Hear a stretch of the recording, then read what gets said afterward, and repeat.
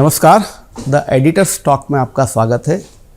आज हम जिस विभूति से साक्षात्कार करने जा रहे हैं वह किसी परिचय के मोहताज नहीं है। लंबे समय तक शासकीय सेवा में रहते हुए उन्होंने कई ऐसे कार्य किए हैं जो मध्य प्रदेश के लिए प्रतिष्ठावान बने हैं।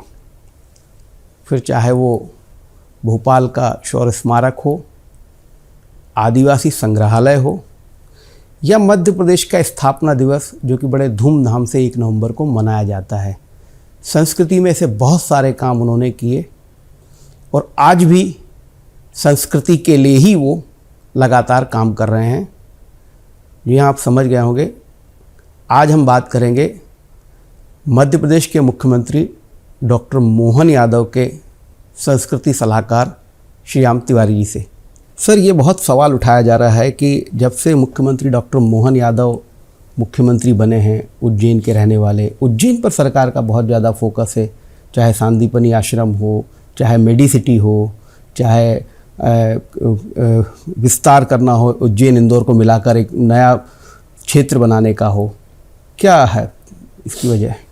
थोड़ा मैं समझना ही चाहता हूँ कि उज्जैन देश के भी और प्रदेश के भी जो प्रमुख नगर हैं, क्योंकि जो हमारा पुरातन आख्यान कहता है कि महाकाल ने सृष्टि की रचना की और उज्जैन में आके वो विराजित हो गए।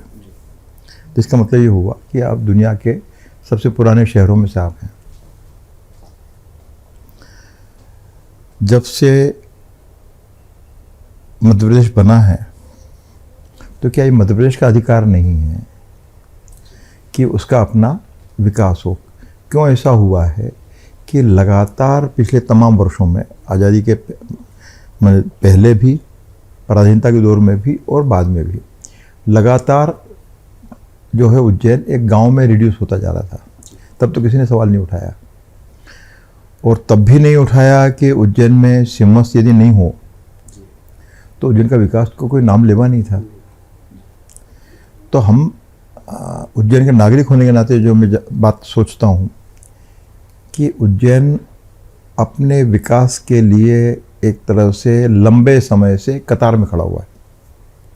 तो एक जो सम्यक और चहुमुखी विकास का यदि काम करने वाला कोई राज्य है या राज्य सरकार है तो उसका तो ये कर्तव्य है कि न केवल उज्जैन, न केवल इंदौर, न केवल भोपाल, न केवल बालाघाट, न केवल धार, मंडला है, डिंडोरी है, उनने क्या बिगाड़ा है, सबका होना चाहिए। तो मैं केवल ये सूचना देना चाहता हूँ कि उज्जैन का तो हो ही रहा है, क्योंकि वहाँ के जो नेता हैं डॉक्टर मोहन यादव, वो अपने जगह के विकास के लिए संकल्पित हैं, एक विधायक के रूप में, एक जनप्रतिनिधि के रूप में। लेकिन आज की तारीख में अब वो मुख्यमंत्री भी है। तो जब मुख्यमंत्री हैं तो उन्होंने कौन सा ऐसा क्षेत्र है प्रदेश का जिसमें विकास के लिए उनने कोशिश नहीं की होगी? हम इसको यूँ भी समझ सकते हैं कि जो ये इन्वेस्टर्स मीट जो होती रही हैं, कोई बताएगा कि भाई पहले ऐसा क्या होता था कि केवल इंदौर और केवल भोपाल और केवल खजुराहो जी, उसका प्रतिफल क्या हुआ नहीं मालूम, हमको नहीं मालूम कि क्या कितना विकास हुआ नहीं हुआ। पर देखते देखते ग्वालियर का मालनपुर सूख गया, साठे की जो बिस्किट कंपनी थी वो बंद हुई, बहुत सारे मिल बंद हुए। ये इसी दौरान में है। और जहाँ एक ज़माने में, जैसे उज्जैन को ही हम करें, आपका सवाल उसी से जुड़ा हुआ है। तो जैसे हमने विक्रमादित्य की हमने बात की है, तो विक्रमादित्य का जो ज़माना है आज से 2100 साल पहले का जो है, तब या उसके पहले उज्जैन जो है एक तरह से देश के जो प्रमुख नगर हैं जो विकास के रास्ते पर थे, या विकसित भी हम कह सकते थे। तो वहाँ से रत्नों का निर्यात, कपड़ों का उत्पादन, वस्त्रों का उत्पादन, खेती, तो ज़बरदस्त सब कुछ था। लेकिन देखते देखते न केवल वहाँ, शिप्रा भी सूखी। यही हमारे देखने की बात है। यदि आप पहले 60-70 साल पहले के यदि आप डाटाबेस इकट्ठा करेंगे तो शिप्रा उस तरह की नदी नहीं थी जो पिछले 5-10 साल पहले तक थी। अब एक जनप्रतिनिधि के रूप में बगैर किसी ढोंग के, बगैर किसी दिखावे के, यदि एक जनप्रतिनिधि बहुत सच्चे मन से काम करता है, सच्चे संकल्प से करता है, तो उसके परिणाम तो उज्जैन में आएंगे। लेकिन मैं फिर कहना चाहता हूँ कि मध्य प्रदेश में भी वो सुपरिणाम सामने आ रहे हैं लगातार। दूसरी बात ये भी कही जा रही है कि सरकारें बीजेपी की लगातार रही हैं। पहले विकसित मध्य प्रदेश का नारा, फिर स्वर्णिम मध्य प्रदेश और अब अभ्युदय मध्य प्रदेश। अर्थ तो सबका एक ही है, नाम बदलने से का औचित्य क्या है? हमको क्या वास्तविक धरातल पर रहना नहीं चाहिए? हम कुछ भी कह दें, हम कह दें कि साहब उज्जैन जो है या मध्य प्रदेश जो है वो सर्वोत्तम शहरों में से, सर्वोत्तम राज्यों में से है, और कहाँ गया अमेरिका और कहाँ गया इंग्लैंड और कहाँ गया जर्मनी। लेकिन हमको भी अपनी यथार्थ को समझने की बात है। तो अभ्युदय का मतलब ये हुआ कि हमने उस दिशा में गंभीर तैयारी शुरू कर रखी है, उसके परिणाम आना बाकी हैं। और जो जहाँ तक मैं समझ पाया हूँ कि माननीय प्रधानमंत्री ने भी कहा है कि 2047 तक वो विकसित भारत बनाएंगे। क्योंकि भारतवर्ष हो या मध्य प्रदेश हो, चुनौतियाँ इतनी हैं, जैसे कि पानी की चुनौतियाँ हैं।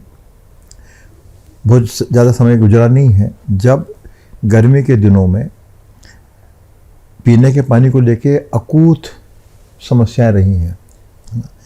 और सागर का उदाहरण भी है कि जब ट्रेन से वहाँ पानी भिजवाना पड़ता था, और भी जगह है ना, कि देवास में भी हुआ, और भी जगह हुआ है। हम वर्ष की बात मैं नहीं करता, हम पर्व के रूप में, तो पर्व जो है वो एक बार में ख़त्म नहीं हो जाने वाला है। तो खेती किसानी की है, उपज जो है, खेती जो क्या कहते हैं कृषि योग्य भूमि है, उसका रकबा बढ़े, खेती का दर्जा बढ़े।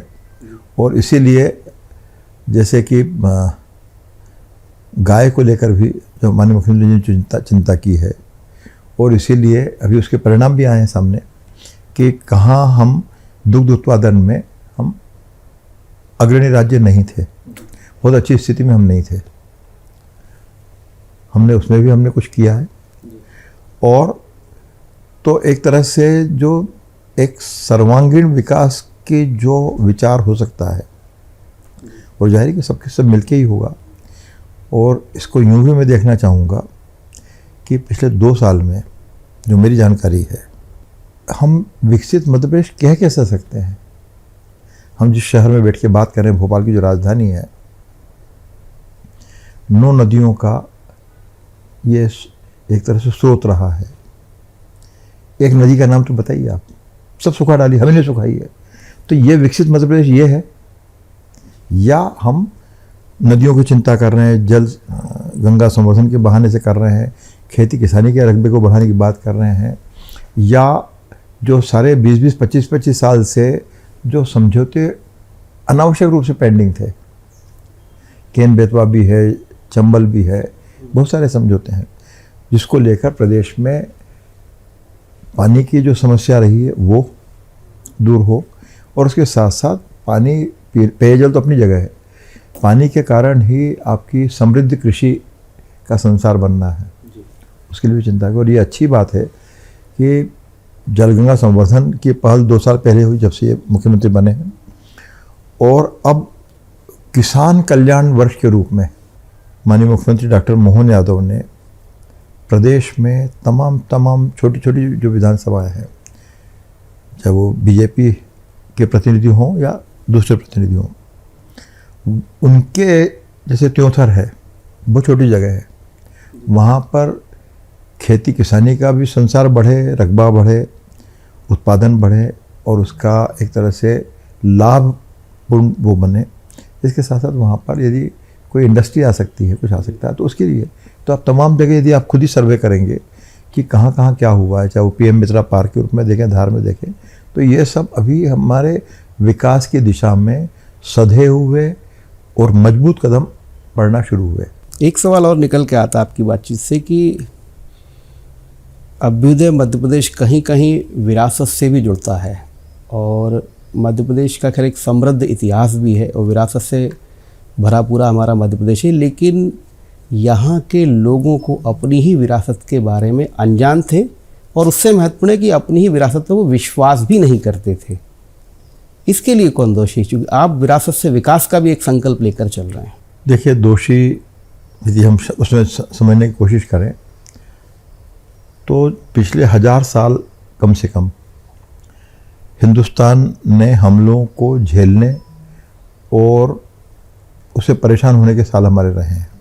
और लगभग जैसे हम याद करें, जैसे राजा भोजदेव, तो जाहिर कि उनका संबंध फिर उज्जैन से आता है, धार से आता है, भोपाल से आता है।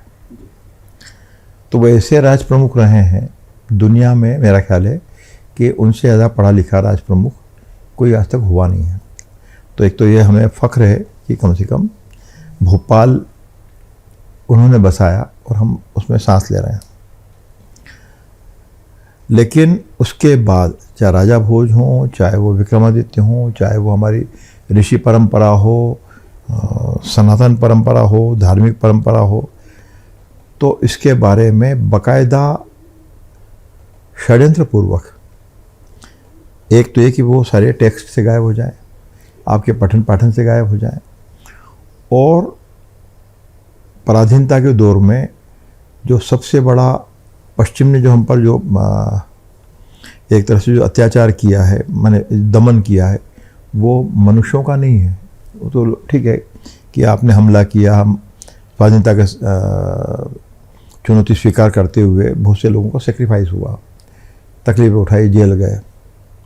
सबसे बड़ा जो अपराध है पश्चिम का वो है कि उन्होंने हमारी जो मनीषा है, हमारा जो मनोबल है, उसको तोड़ने का काम किया।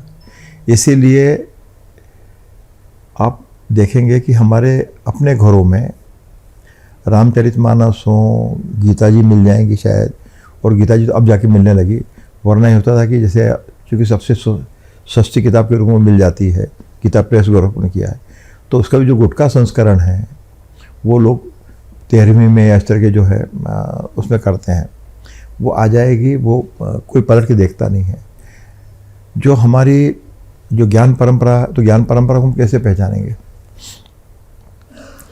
तो जैसे कालगणना की बात है, तो कालगणना को या हमारे नापतोल की पद्धति को, हमारी लिपियों को, हमारी भाषा को, हर तरह से, हमारी भाषा का मतलब मैं ये कह रहा हूँ हमारी मातृभाषा, वो मराठी भी हो सकती है, वो हिंदी भी हो सकती है, वो संस्कृत भी हो सकती है।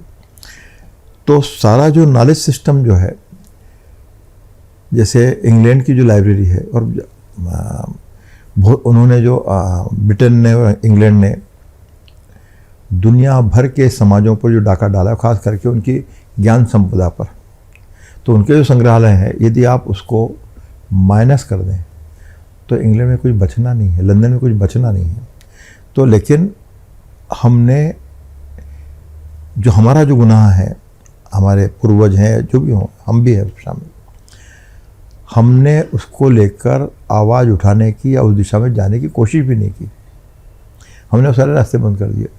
तो ये ठीक है कि पिछले कुछ बरसों में 8-10 साल का जो दौर है, इसमें भारतीय ज्ञान परंपरा के बारे में, सनातन परंपरा के बारे में, विज्ञान परंपरा के बारे में हम चर्चाएं होना शुरू हुई और बहुत सारी जानकारी निकल के आने लगी।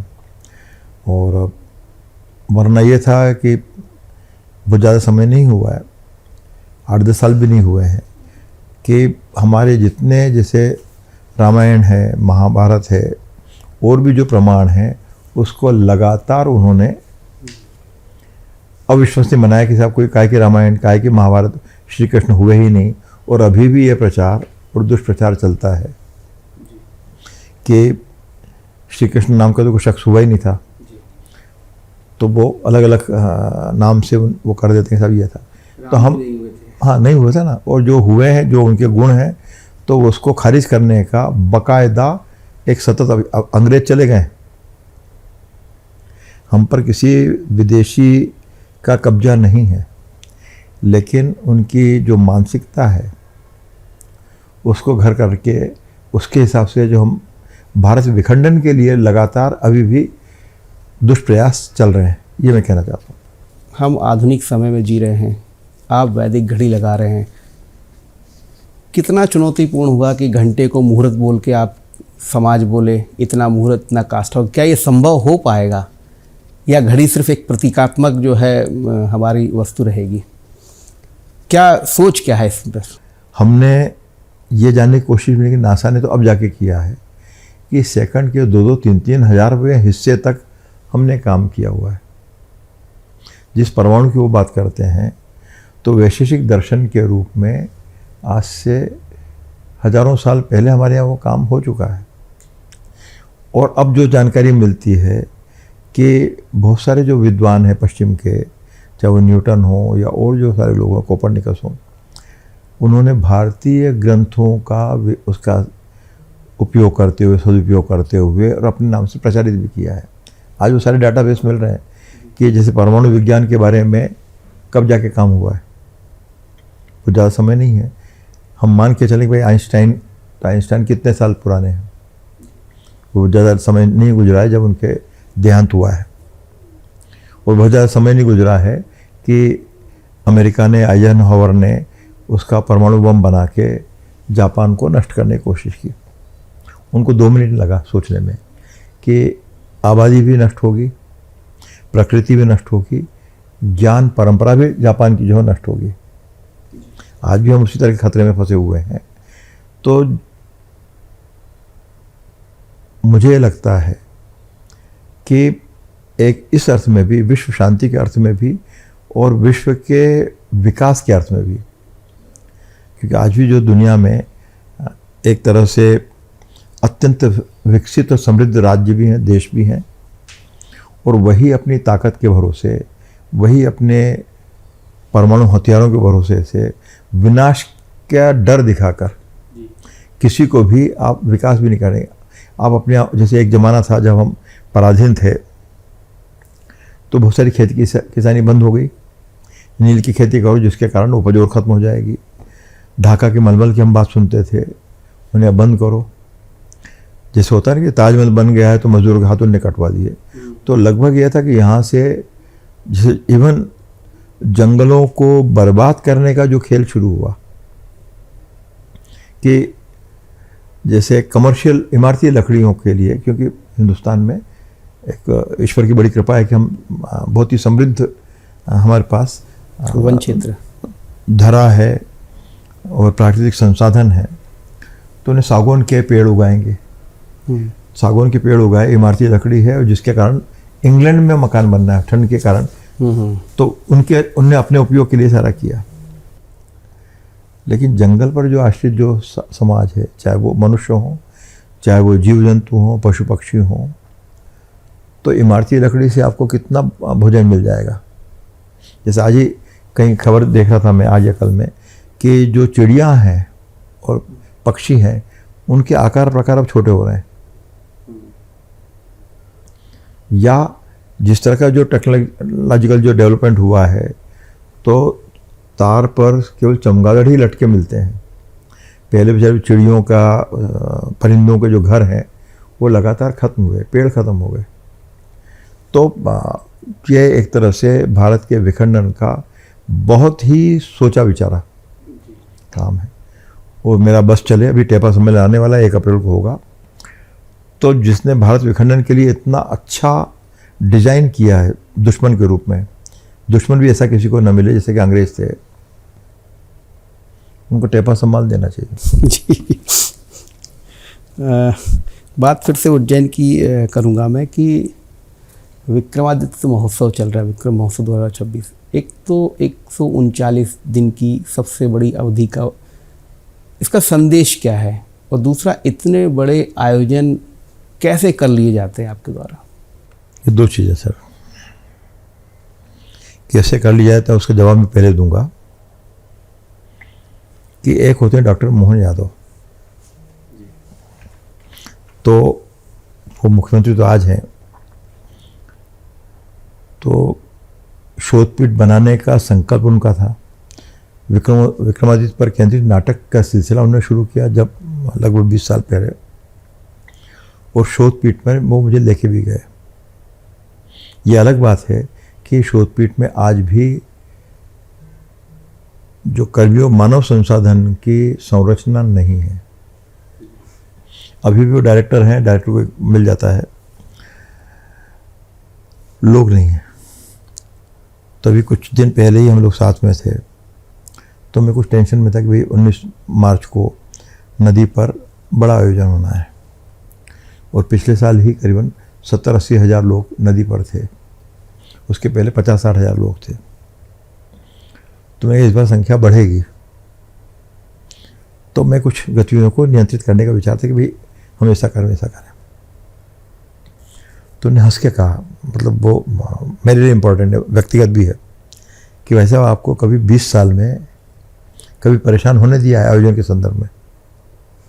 मैं अभी भी बैठा आपसे भोपाल में बात कर रहा हूँ, तो वहाँ जो डेडिकेटेड जो वर्कर्स हैं उनकी टीम में काम कर रही है। मेरा काम एक सलाहकार के रूप में, एक निदेशक के रूप में कि हाँ ऐसा कर सके, ऐसा कर सके, ऐसा कर सके, मैं उसकी योजना बना सकता हूँ। मैंने योजना बना दी और 2-4 साल हो गए कि उसको एग्जीक्यूट करके भी दिखाया। अब टीम भी तैयार, टीम वहाँ काम भी कर रही है। एक बात। दूसरा जो आपका सवाल था 139 दिन, तो मैं ये बहुत स्पष्ट करना चाहता हूँ कि नंबर 1 कि ये केवल उज्जैन केंद्रित कार्यक्रम नहीं है।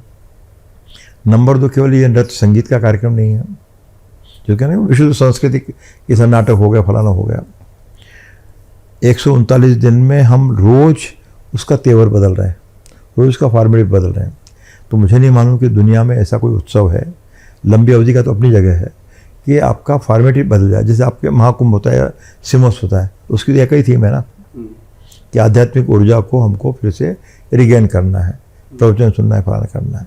यहाँ तो सब है, मतलब नृत्य संगीत भी है, नाटक भी है, सेमिनार भी है, जो शोध कार्य हुए हैं उनके प्रकाशन भी हैं, न्याय पर भी बातचीत है, व्यापार मेला भी है, वन मेला भी इस बार शुरू किया, और ऐसे तमाम जो है। और अभी किसान लोकरंग भी हमने उसमें शामिल करने जा रहे हैं। अब विक्रमोत्सव के माध्यम से, जैसे व्यापार मेला जब चालू हुआ 2 साल ही होने आए, तो आज की तारीख में उज्जैन के जो एक ऐसा सेंटर वो बन गया है जहाँ पर आप महंगी से महंगी जो गाड़ियाँ हैं, जो नई गाड़ियाँ हैं, उसको भी आप खरीद भी सकते हैं वहाँ से, आपको जो टैक्स रिबेट मिल रहा है। इसके अलावा भी और दूसरी व्यापारिक गतिविधियाँ भी हैं, टेक्सटाइल को लेकर, इसको लेकर, उसको लेकर। तो एक समग्र उज्जैन और समग्र मध्य प्रदेश, अब जैसे महाशिवरात्रि से हमने उसको शुरू करना आरंभ किया है।